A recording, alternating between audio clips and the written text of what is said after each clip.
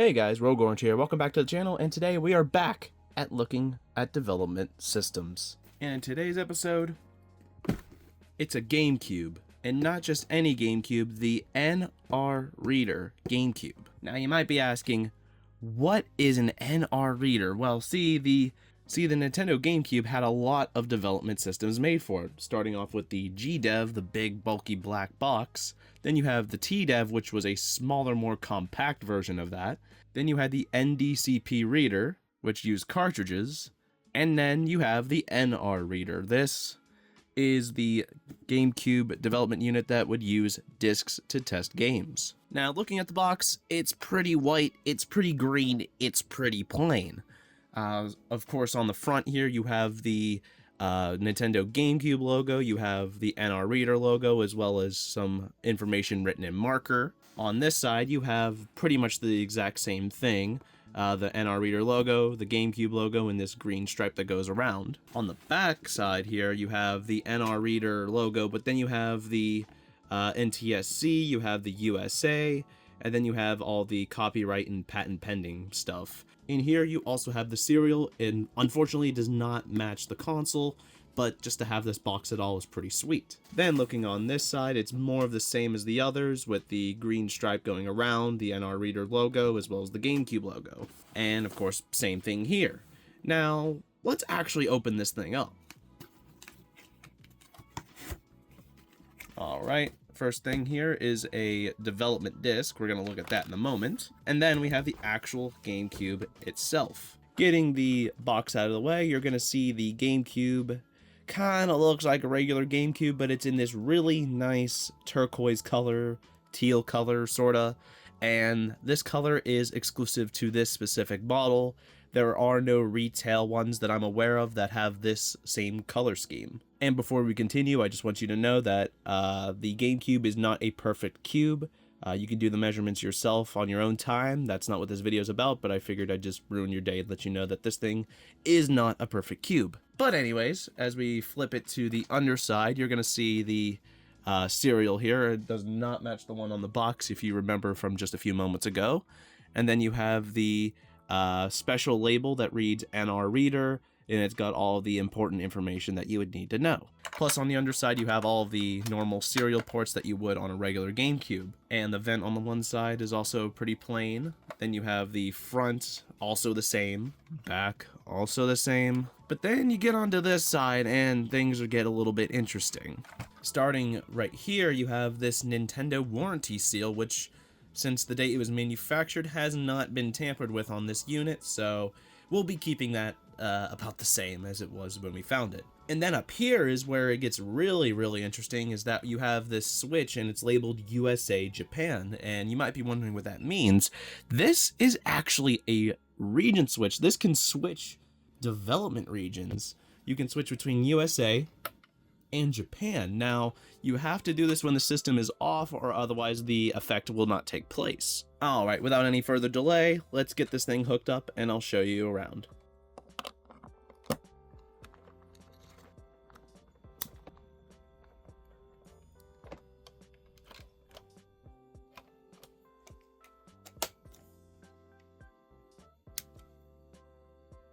Alright, we are all set to go. Let's power up.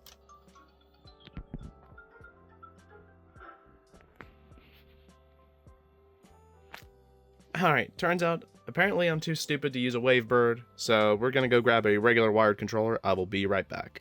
Alright, we got a good controller plugged in. We are set to the USA region, and you're gonna see our menu is in English. Everything's working except for the clock battery. But what happens when we switch over to the Japanese region? In order for the change to take effect, we have to turn off the GameCube, switch over to the Japanese region, and turn her back on.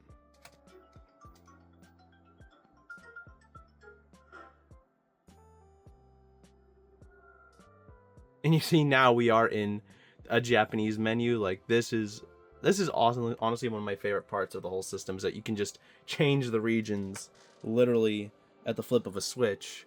And yeah, the clock battery is still very much not working, but it is still awesome to see a system that can just have a built-in region switch, it's just awesome. And like I said, while this does look like a regular GameCube, this does not play regular GameCube games.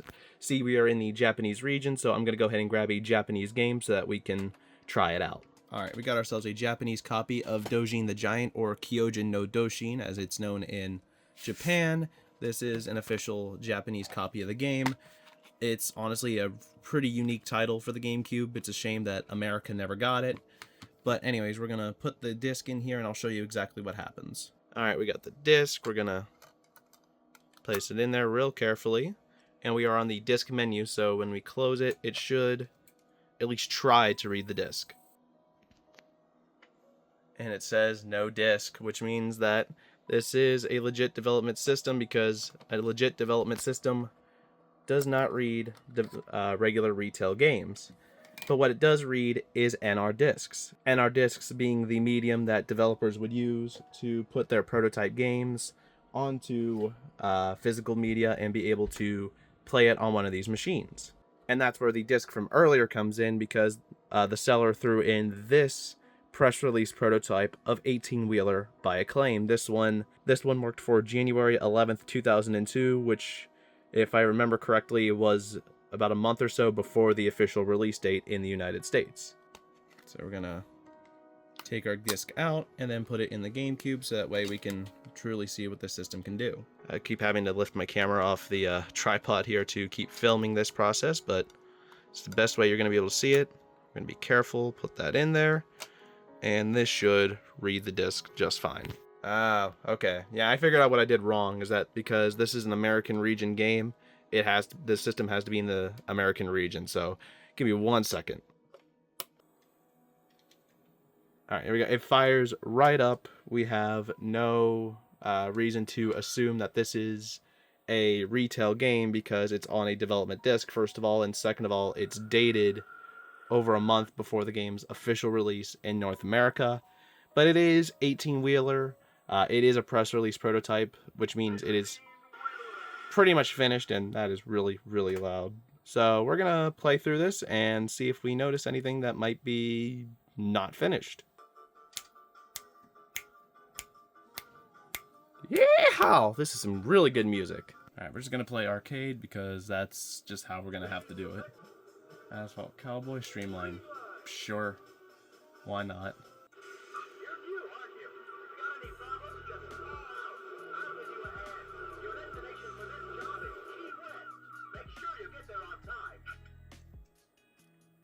No, I need to figure out what controls I'm using.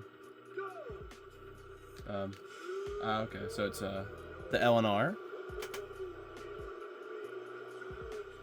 Sorry if the camera angle kind of sucks. I don't really have a capture card that would work with all this.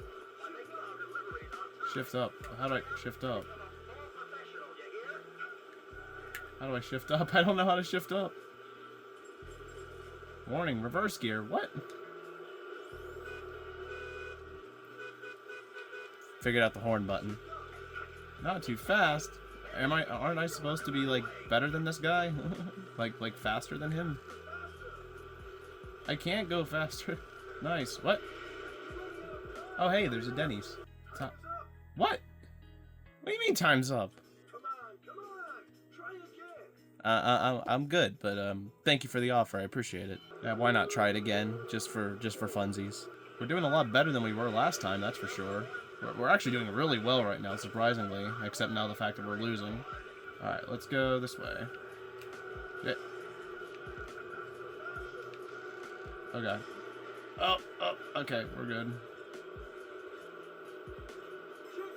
Yeah, we did it. We finally reached the checkpoint. I can't go faster. We gotta reach the checkpoint. We're not gonna reach the checkpoint. Come on, come on, come on. Oh, yes! We got 3 seconds. Oh! Yes! Let's go! Thank you. Thank you. You know what? Thank you. I appreciate that. I'm glad we decided to try again, because we won. We won, and that's what. No, we're not playing this game anymore. No.